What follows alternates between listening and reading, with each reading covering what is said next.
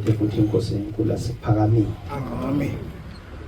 Lokhu uqala pha umfundisi uNgabile uphuma ezweni noma esifundazweni sase-Free State ethempelini lase-Harrismith ngaseMakhulukweni. Amen. Ngibonge ithuba lokuthi umuntu wasezulwini ungikhombe. Ngizacela ukuthi ke uNkulunkulu abe ngakini ngingakhuluma okwami kodwa ngikhulume lokho okuthokozelwa uNkulunkulu.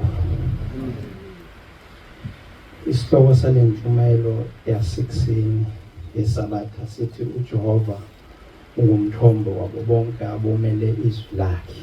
Amen.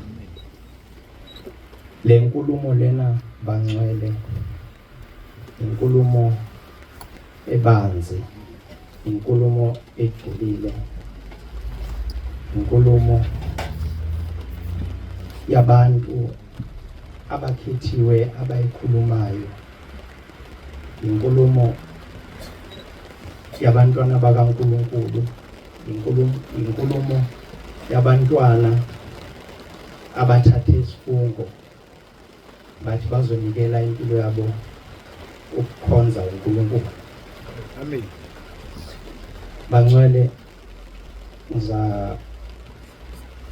ngizaphendula umbuzo ukuthi ngafika kanjani kule mpandla lamaNazaretha kaNkulunkulu. Ngicabanga ukuthi le nkulumo lena yabangcwele ihamende engcwele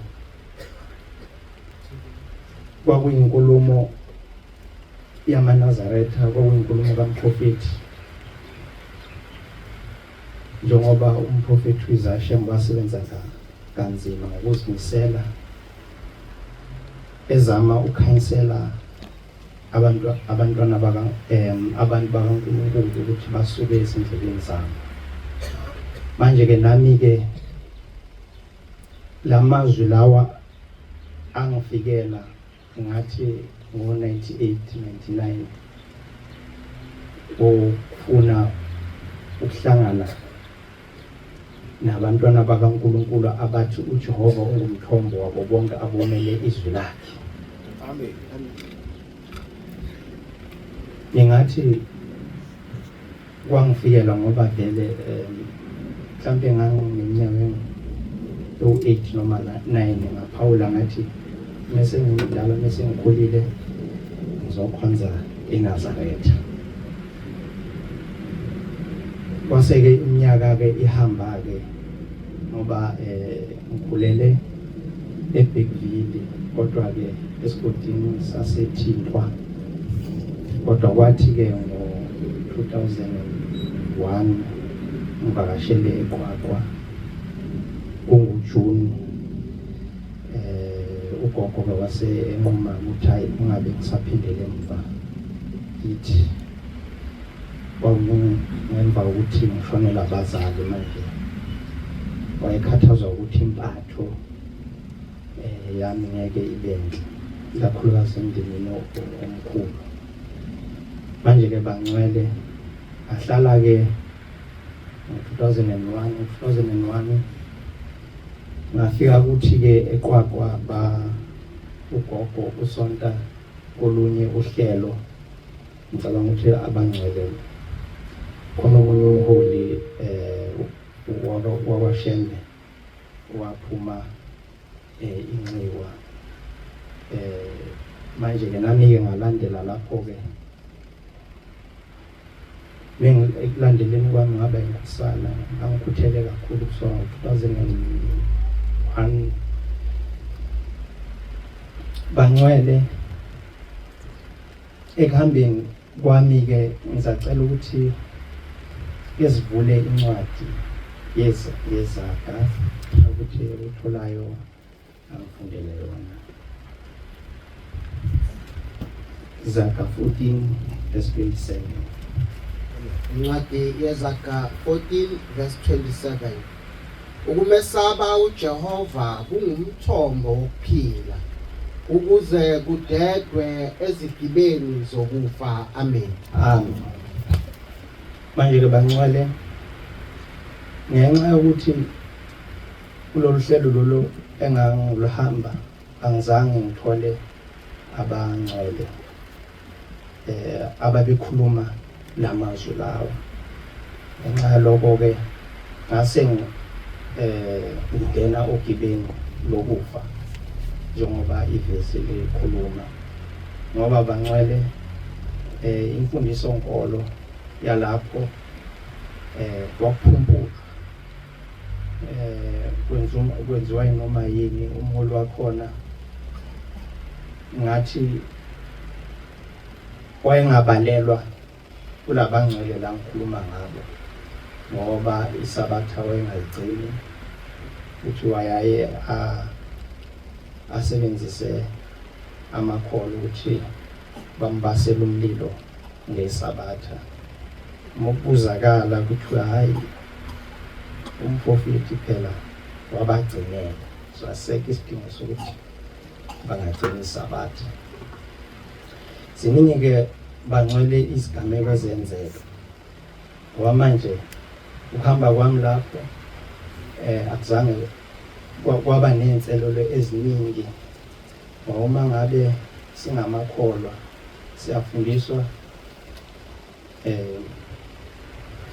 siyafundiswa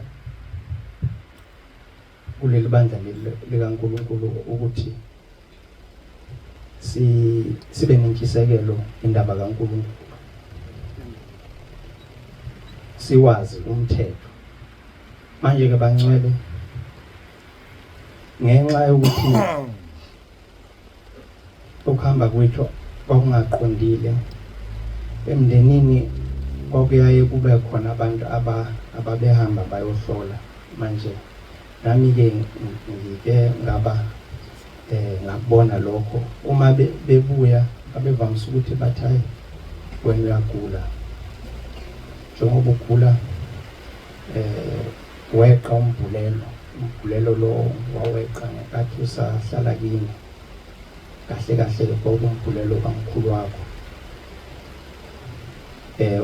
Ezinye futhi inkulumo saba ukuthi ekhaya indaba yokugula bangcwele indaba eyingozi, ngoba ikwenza ukuthi ube neparanoia. Ngoba manje kwasokukhulunywa nanokuthi ekhaya kucushiwe, njengoba kucushiwe kuyovala ngehlahla sasiphutshuliwe. Manje konke lokho kwangiphatha kabi ngoba kwaletha ukudideka. Angizange ngikwazi ukuthi ngithembe uNkulunkulu ngenxa yokuthi ngangiswele abantu ababe nokukhuluma kokuthi uJehova ngumthombo wabo bonke abomele izwi lakhe. Bangcwele kwathi ngo-2006 ekhaya base behlubuka-ke, nebehlubuka ngasala ngingedwa-ke eNazaretha-ke, ngazabalaza kodwa ngingazi ukuthi nginganayo i-foundation le esenginayo le bandla likaNkulunkulu. Amen. Bangcwele, manje-ke njengoba sikuleli sabatha leli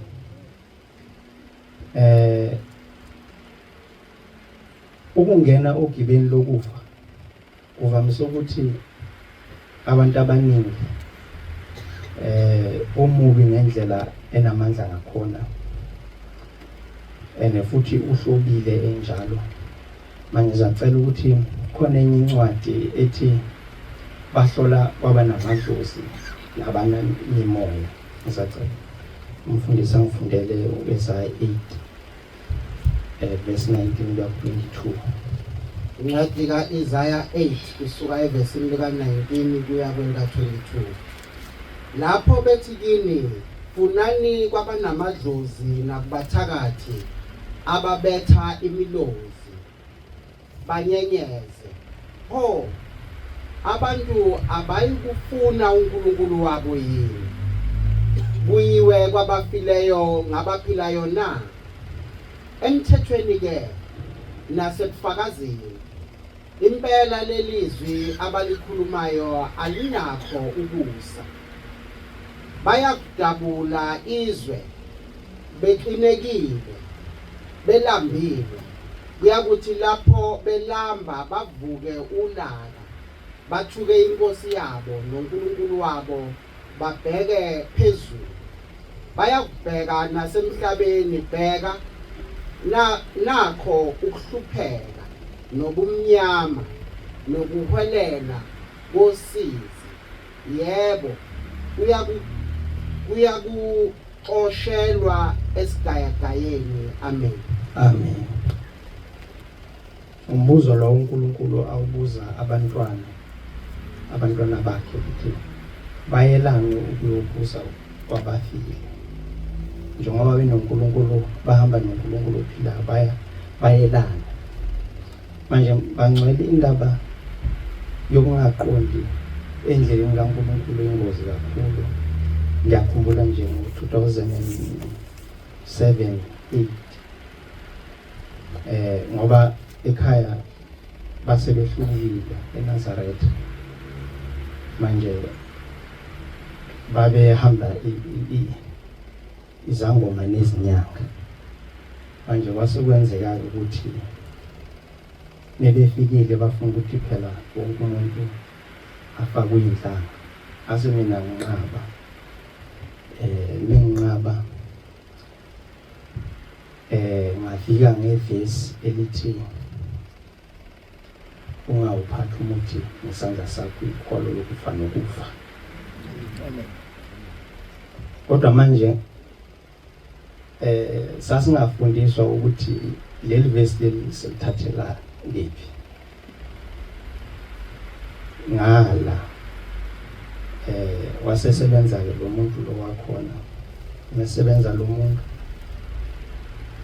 kwasokuba nombono ofika kugogo anginami ngikholelwe emadlozini nami ngisigatsha ngithi ha leli ibandla namasiko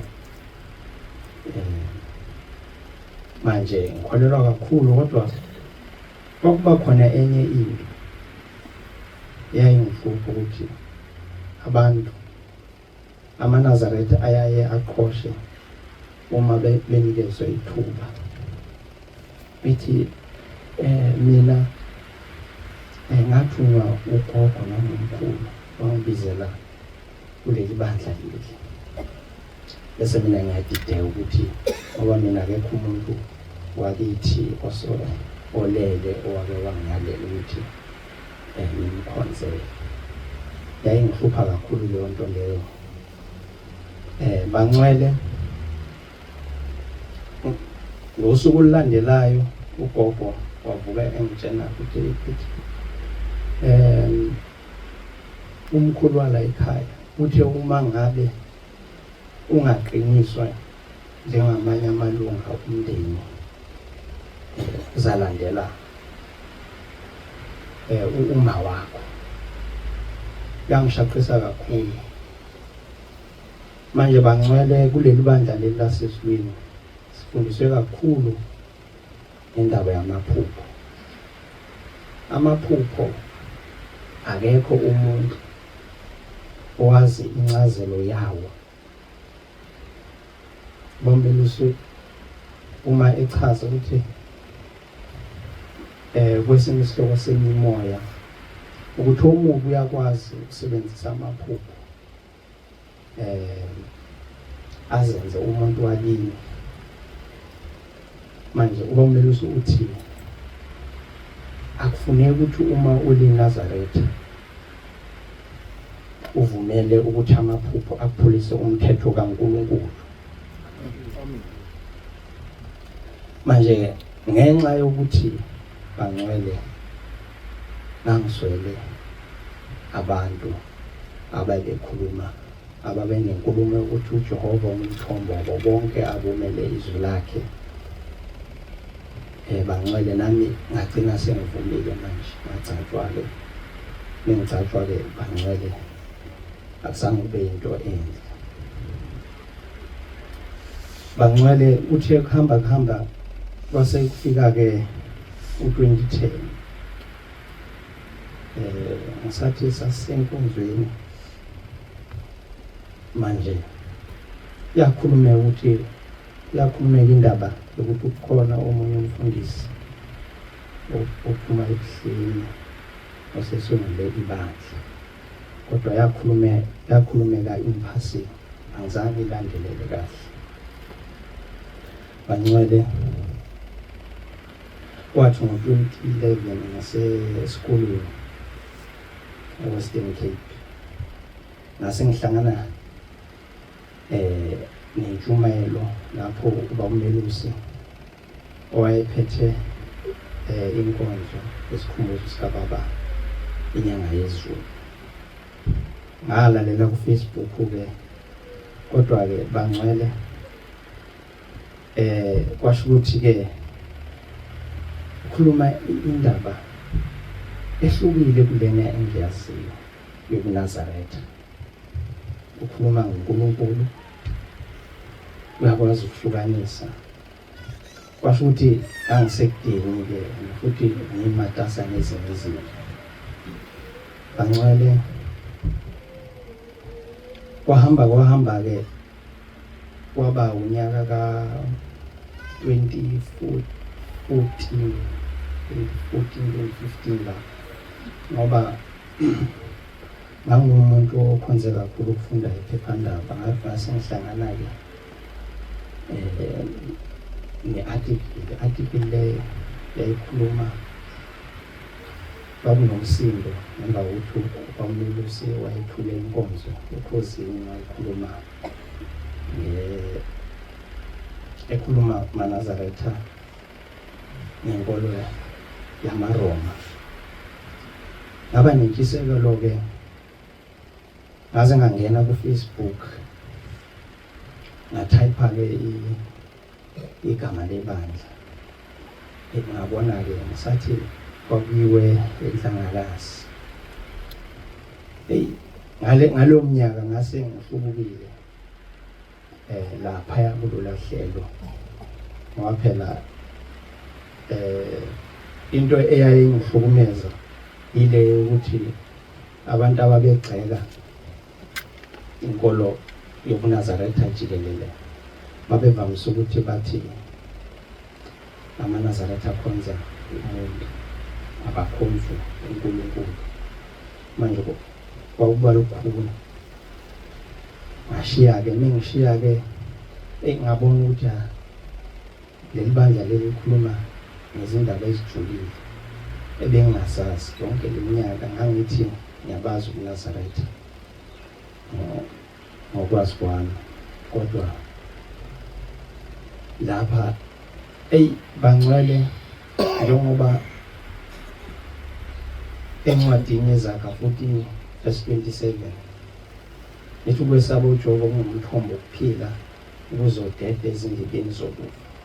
Kwathi ngihlubukile-ke Bangcwele, hayi nami-ke ngaqala-ke manje ngahamba izangoma izinyanga, ngenxa yokuthi ngoba phela omubi uyakwazi ukuthi akhohlise, abambe imiqondo ukuthi kube khona into engasombululeki, ukuthi hayi yovala ngehlahla linye nesilwane nesinyama nesichitho. Manje-ke nanokuthi okuthiwa kunesilwane ekhaya isona futhi esasona umsebenzi wawenziwa abantu ababezoqinisa ekhaya. Manje-ke maNazaretha, uma ngabe uNkulunkulu ungamazi, uzongena ezindibeni zokufa, ngoba manje uyosebenzela indaba yokusombulula leyo nkinga leyo. Ngithi ngangena esikoleni ngaze ngafika kulesa sigaba lesi sokuthi manje imadlana engangiyithola yasesikoleni yebhazari, scholarship, ngiyaxhasa ukuthi utholakale inyaka nonyaka, ngixhase nami ngifake isandla. Ngingazi Bangcwele, lahleke ukugcina-ke manje ngoba kwahamba kwase kuba khona itulo elenziwa abenzi bokubi. Ngizacela umfundisi akangifundele incwadi kaIsaya 14 verse 12 to 15. Incwadi kaIsaya 14 usuka kuvesi lika-12 ukuya kwelika-15. Yeka ukuwa kwakho ezulwini, khwezi elikhanyayo, ndodana yokusa, nokumunyelwa kwakho phansi, wena owawuthobisa izizwe. Wena wathi enhlizweni yakho, ngiyakukhuphukela ezulwini, ngiphakamise isihlalo sami sobukhosi phezu kwezinkanyezi zikaNkulunkulu, ngihlale entabeni yomhlangano ngasekugcineni kwasenyakatho. Ngiyakukhuphuka phezu kwezindawo eziphakemeyo zamafu, ngizenze ngibe ngangophezu konke. Kepha uyakuwehliselwa endaweni yabafileyo, ekugcineni komgodi. Amen. Amen. Kukhulunywa ngobani la? Kukhulunywa ngomubi. Kukhulunywa ngowaxoshwa esulwini ukuthi uzozenza njengophezu konke. Utholakala kephi? Simkhonza kuphi? Emadlozini. Utholakala kephi? Utholakala ezangomeni nezinyanga. Isambulo ke safika nabaholi.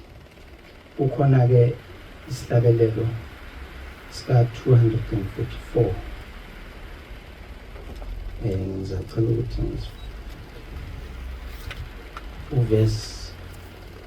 uvesi 1 verse 2. Isihlabelelo 244 kusuka evesini lokuqala kuya kwelesibili. Usathane useyasizonda, singatshelwe ukumkhonza emsamo. Usehamba esenzela amadili, khona sizobuyela kuye silahle. Anqotshiwe amandla akho nguJehova inkosi yethu. Luphelile udumo lwakho ebesikukhonza ngalo emsamo. Amen. Amen. Isambulo ke esibangcwele sabaholi, sabantwana bakaNkulunkulu abakhuluma inkulumo ethu Jehova ngomthombo wabo bonke abonele izwi lakhe. Amen. Bangcwele omubi sasimkhonza singanakile, ngoba kuthiwa iBhayibheli lithi uyikhwezi lokusa. Uyakwazi ukuthi asiphendule, uyakwazi ukuthi aphendula noma ubani futhi ngeke kunakeke. Kufana nanokuthi ngoba khona abantu abangayizwisisi indaba yomubi. Mukuthiwa uma ubabilanga ethi amaNazaretha anganyatheli emathaveni, amabala amathaveni, angangeni emathaveni, angangeni emaklabini, angangeni la khandwe khona utshwala. Ukuthi lapho ukhona zonke inhlobo zezono, lezo zono lezo uma ungene lapho, abantu abaphila lapho babona ukuthi babona abantu abasijabulele, babona abantu abazithokozele. Kanti indlela yomubi yokuqinisekisa ukuthi bavela ohlwini lakhe lokuthi ayongena nabo esikhundleni sosizi. Ngoba omubi kahle akabanakile kangaka, uyazi ukuthi abaligcinisa abathi baphuza utshwala, bagcina benze izono lezi ezixakile. Kanti ke bangcwele uma kwase kuhamba ke ngo-2014 umfowethu ke walahlekelwa ifoni. Ngani manje sesikhonzile manje ngoba manje kahle kahle babe ngenxa yokuthi ngase ngisele ngingedwa yayibaphatha kabi indaba ukuthi mina ngikhonza uNkulunkulu ngivela umthetho. babe banenkulumo zokuthi hayi leli bandla leli lamaNazaretha sekufuna singathi lo muntu lo angaphuma. Uthe mase ngiphumile ke nami ke ngase ngena ngibajoyina ke. Hayi naye njengoba lahlekelwe ifoni wahamba ke wayobhula. Nebhula bangcwele kanti lesisangoma sizokhandela amagobongo into esayibeka ukuthi sathi nesinyama sombululo ngoba phela ngithi usuke ekutshela indaba zakho bese uyambuza ukuthi ngasizakala kanjani bese asho ukuthi hayi sasebenzisa lokhu nalokhu nalokhu. Kanti wenza kanjalo bangcwele umfaka umoya. Ngithi sabhekile ngisesikolweni ezwa sokuthiwa hayi lo muntu lo nesiphiwo bakhanda itulo ukuthi nomunye ubaba sabona kutheleka omunye umnumzane esibheke ukuthi hey indaba yamadlozi ala ekhathi umuntu kufanele ukuthi ayothwasa kungenjalo uyodukaniswa ngoba sasikholelwa phela emadlozini futhi mina ke ngangicabanga ukuthi amadlozi angempela kanti ubugebengu ngoba lento lekwathi sesikhipha imali ngibatanisile nganginetoho enganginalo ahlanganisa nogogo ahlanganisa wangena entwaseni waziwaphothula sithi ya kungcono kulokhu ke isangoma ekhaya ngeke sachitha imali siye ngaphandle. Kanti siyazikhohlisa uthe meseqedile mase kufanele ukuthi asebenze manje yaqala inyakanyaka hayi ngobela umvalile hayi umuntu kahle kahle bekufanele ukuthi abe umprofeti hayi sangoma. Manje ngenkathi engene entwasini ugogo wabuza ugobela wakhe ukuthi ubani lo omuphe lesiphiwo lesi. Lo gobela wathi hayi ugogo wasendulo wakwaGambo. Wathi kodwa mengimbona usitha ngelokhu njani ngama-dreadlock. So manje asazi ukuthi imuphi ugogo nogogo akakwazi ukuthola ukuthi bani umnikazi womoya. Bangcwele ngadileka kanjalo ke ngoba imali yami yahambela mahala. Ngoba manje kwase umsebenzi kwakuthi manje la engangisebenza khona ngo-2016 kwase kufanele ukuthi manje sisebenza nendaba lokuthi lo muntu lo phela asebenza kodwa angasebenzi ngikhipha imali azafike ngisho nase-North West kodwa angasizakali. Kwathi bangcwele 2017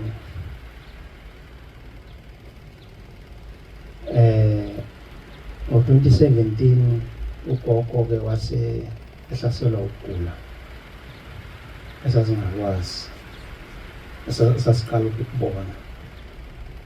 Wayehlanza-ke ehlanza into enganqamuki awusukubonke nje. Ngoba nakho phela manje umuntu usojwayele indaba yokubhula, kufanele ukuthi uyokuzwa phela ukuthi hayi akwazi. Ngoba ugogo waphuthuma esibhedlela kwathiwa hayi ungamdala okusabathi uphethwe isifo senhliziyo, kodwa ukuhlanza lokhu kwakunganqamuki. Bangcwele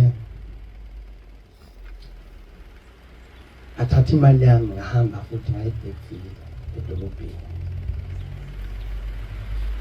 Yazi indaba leyo yokukhonza kakhulu ukubhula noma ukuhlolelwa iyinkinga, ngoba manje uhlolela nezinto ezi-obvious.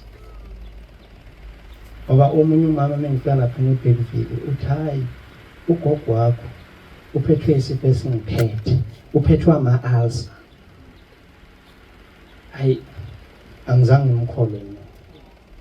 Ngaso wathi hayi ugogo akayeke ukuphuza iziphuzo ezishosholozelayo, ayeke ukudla okunespice. Wathi ngomthengela ijinja, kodwa angizange nganeliseke incazelo leyo. Ngaqhubeka futhi ngaya eLukhunjaneni kwenye indawo, nalowo futhi wakhuluma into efanayo, kodwa yena-ke wathi no gogo khona abathatha ababili abafuna ukumthwebula. Wanginikeza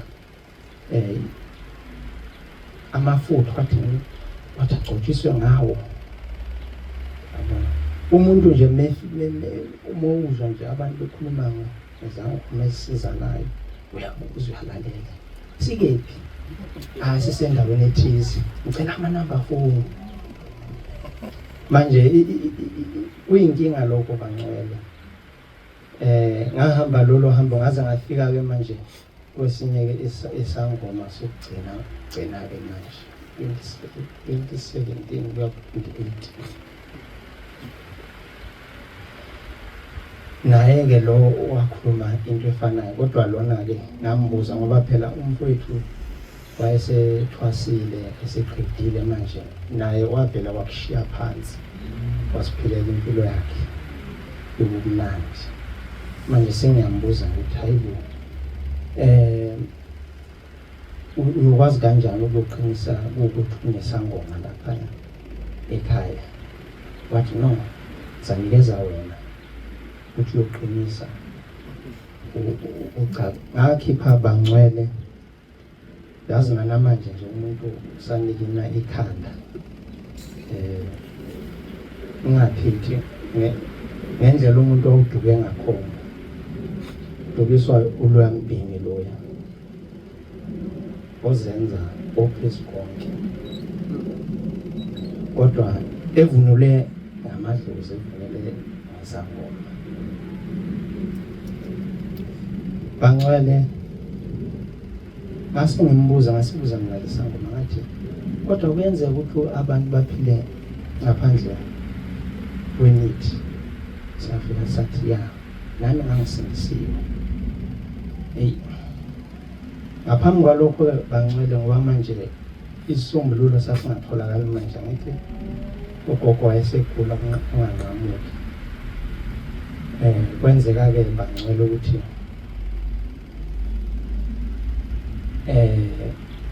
ngoba isangoma leso ngasitshengiswa umuntu engangisebenza naye, yena waya ehambise inkinga zakhe, wakhokhiswa u-2.5.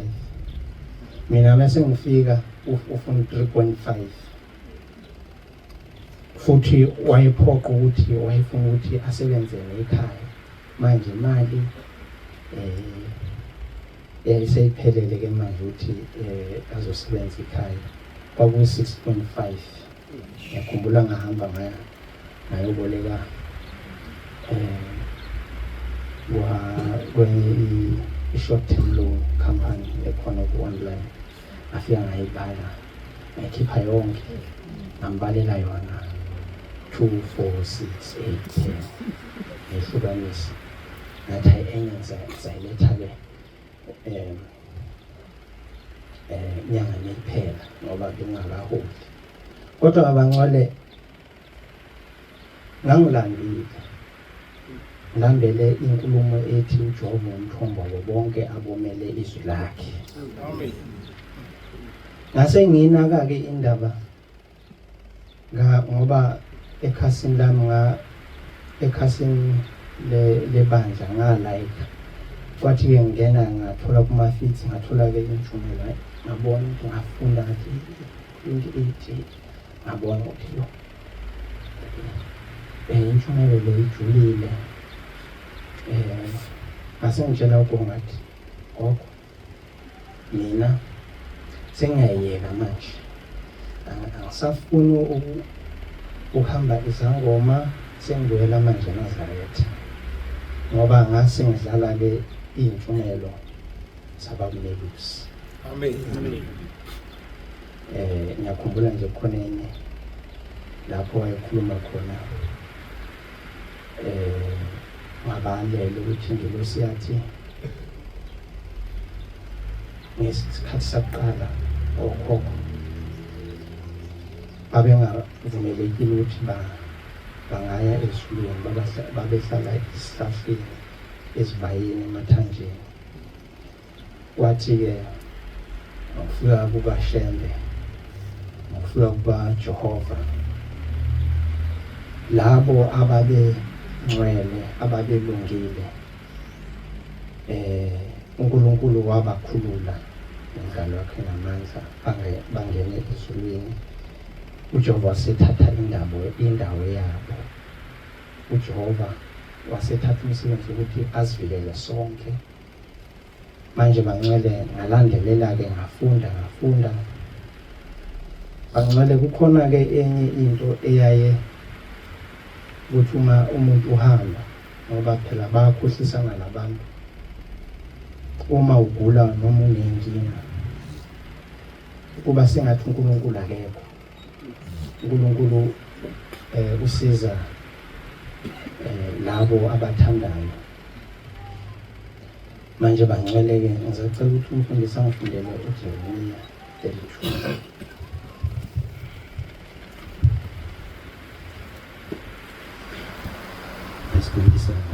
Incwadi kaJeremiya 32 ivesi ka-27. Bheka, nginguJehova uNkulunkulu wenyama yonke. Kukhona okungahlulayo na? Amen. Amen. Impela bangcwele yini uNkulunkulu engamehlula ngoba ulapha zonke izifo, uthithela zonke izono zethu. Bangcwele ngathatha angizange mina ngo-2018 ngavela ngathatha isinqumo sokuthi ngivele nami ngisebenzise le mali ukuyobona labantu laba abakhuluma ngoNkulunkulu abakhuluma ngoShembe. Amen. Ngathi angithi ngichitha imali ezishisiwe nakulokho-ke ngeke ngiloku ngizwa uluvo kubafowethu nodadewethu ukuthi hayi ibandla lase-LCG linjani, niyamazi na ubabumelusi. Ngavele nje ngabhala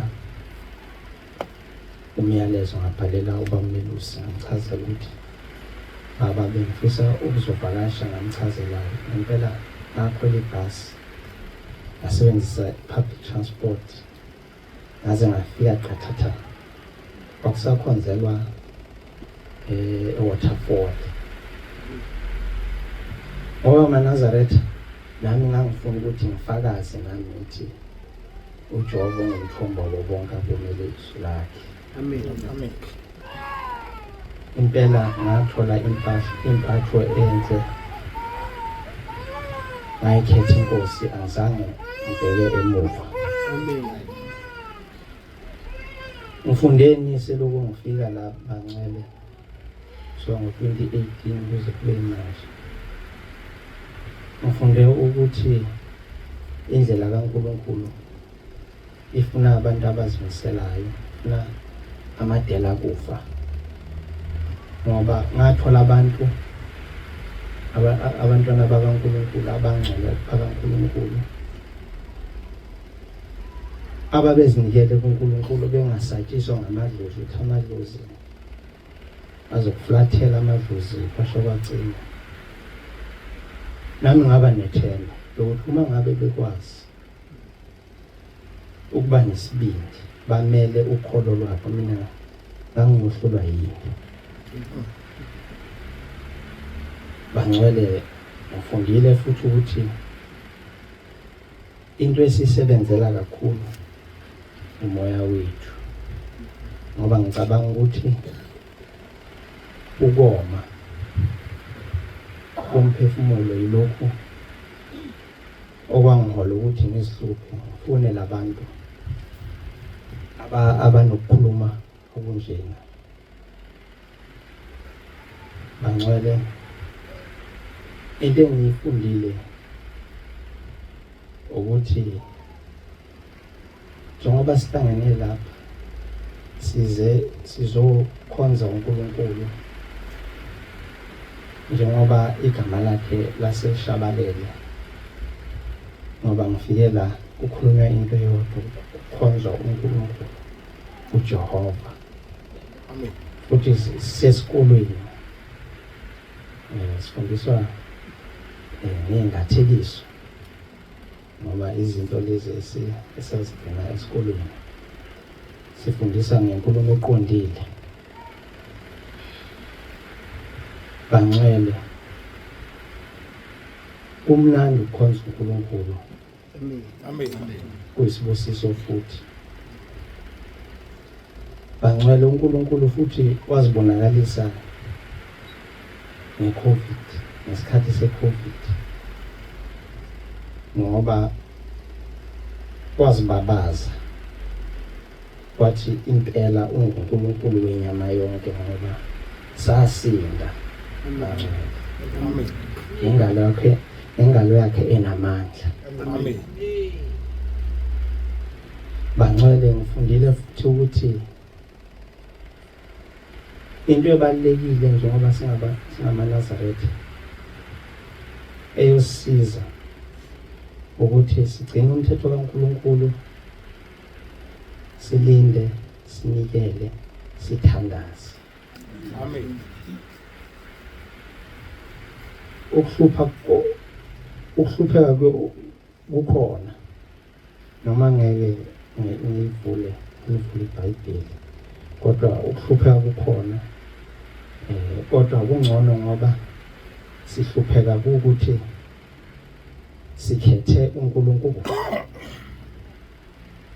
ngoba nogogo uma egula lokuya kufa lokuya, ngiyaye ngithatha amafutha abusiwe namanzi, thandaze, ngibone esinda. Ngithi ngimubukisa kwadokotela kodwa impilo yakhe ibe iphephile. Amen. Manje bangcwele, abantu bangasidelela basibukele phansi, ngoba nakho abaholi bethu bengasibona bakwaShembe, kodwa ngithi uNkulunkulu ukhona phakathi kwethu. uNkulunkulu ubeke bona phambi kwethu. Amen. uNkulunkulu uthume bona phambi kwethu. Amen. Sonke siyazi ukuthi uNazaretha buphumaphi, ibona abasebenza usuku nemini bevimba imvalo ukuthi izinkomo singaweqi, ngoba lensini banomoya kaMprofeti, bagade insimu kaNkulunkulu. Amen. Manje ngibangcwele, ngizacela futhi ukuthi ngiphethe ngencwadi kaIsaya.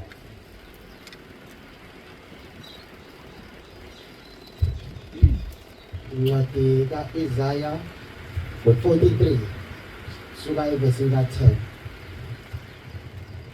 Ningofakazi bami usho uJehova nenceku yami engiyikhethileyo ukuba nazi ningethembe niqonde ukuthi nginguye ngaphambi kwami akwenziwanga uNkulunkulu nangasemva kwami akayiba khona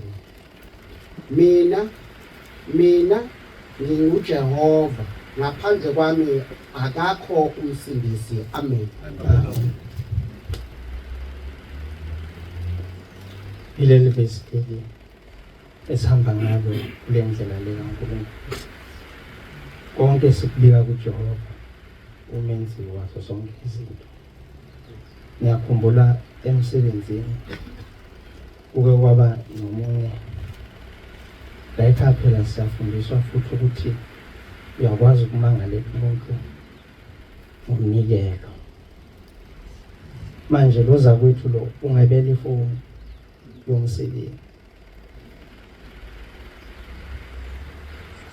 Inhliziyo yami yababuhlungu ngoba manje ngacabanga ngabona ukuthi uye kodwa ngathi angingamqondi ngoba uzophika ngoba phela umlomo uhlobo lokusiphungela.